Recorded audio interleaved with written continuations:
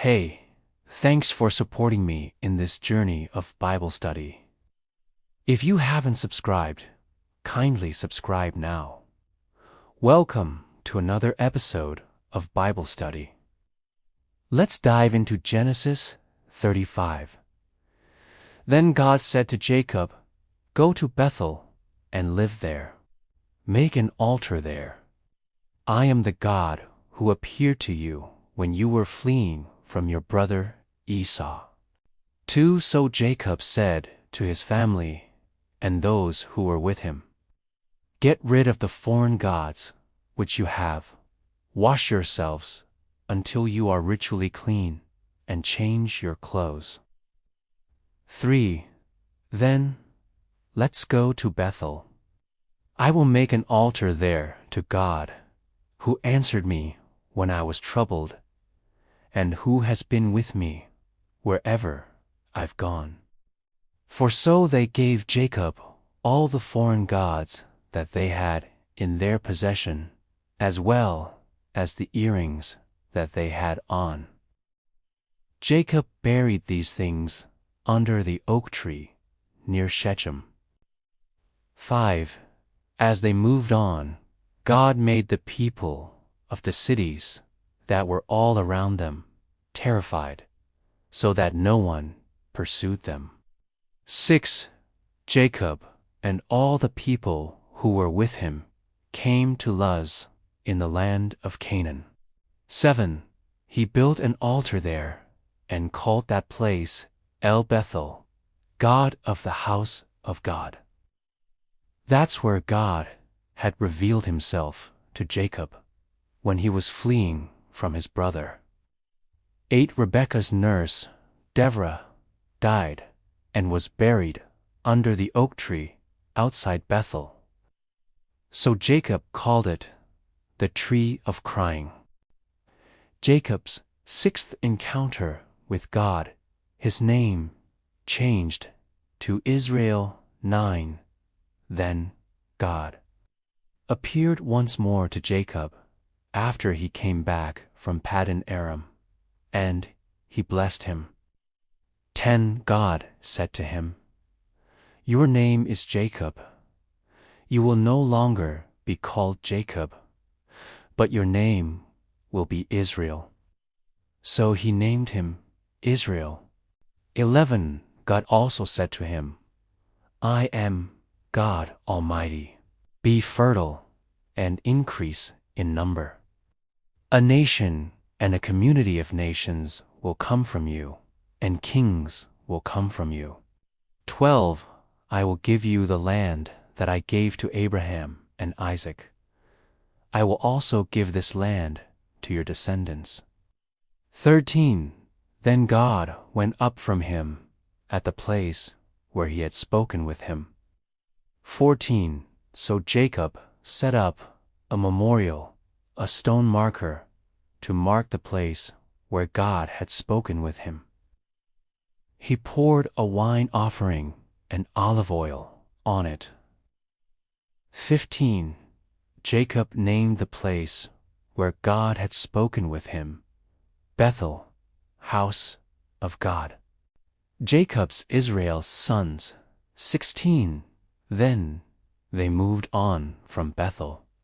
When they were still some distance from Ephrath, Rachel went into labor and was having severe labor pains. 17 During one of her pains, the midwife said to her, "Don't be afraid. You're having another son." 18 Rachel was dying. As she took her last breath, she named her son Benoni, son of my sorrow. But his father named him Benjamin, son of my right hand. 19 Rachel died and was buried on the way to Ephrath. 20 Then Jacob set up a stone as a marker for her grave. The same marker is at Rachel's grave today. 21 Israel moved on again and put up his tent beyond Migdol Eder. 22 while Israel was living in that region. Reuben went to bed with his father's concubine, Bilhah, and Israel heard about it. Jacob had 12 sons. 23, the sons of Leah, were Jacob's firstborn Reuben, then Simeon, Levi, Judah, Issachar, and Zebulun. 24, the sons of Rachel, were Joseph and Benjamin. 25, the sons of Rachel's slave, Bilhah, were Dan and Naphtali. 26, the sons of Leah's slave, Zilpah, were Gad and Asher. These were Jacob's sons, who were born in Paddan Aram. 27, Jacob came home to his father Isaac to Mamre city, Kirioth Arba. Abraham and Isaac had lived there for a while. 28, Isaac was 180 years old. 29, when he took his last breath and died. He joined his ancestors in death at a very old age. His sons Esau and Jacob buried him. Exposition of Genesis 35, verses 1 to 7. God calls Jacob to return to Bethel. God commands Jacob to go to Bethel and build an altar. Jacob tells his household to remove foreign gods, purify themselves, and change clothes, a symbol of spiritual cleansing. They give him all idols and earrings, which he buries under the oak at Shechem. As they journey, God protects them by striking fear into surrounding cities. Jacob builds an altar at Bethel and calls the place Al Bethel. Verse 8. Death of Deborah, Rebekah's nurse.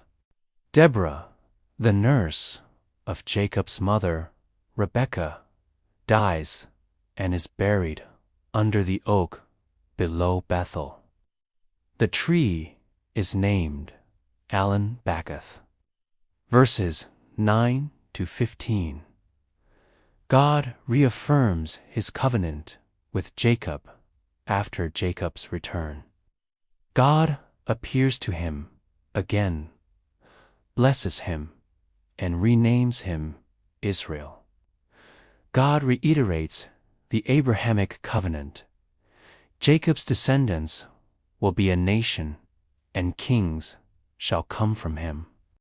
Jacob sets up a pillar of stone, pours a drink and oil offering on it, and worships God.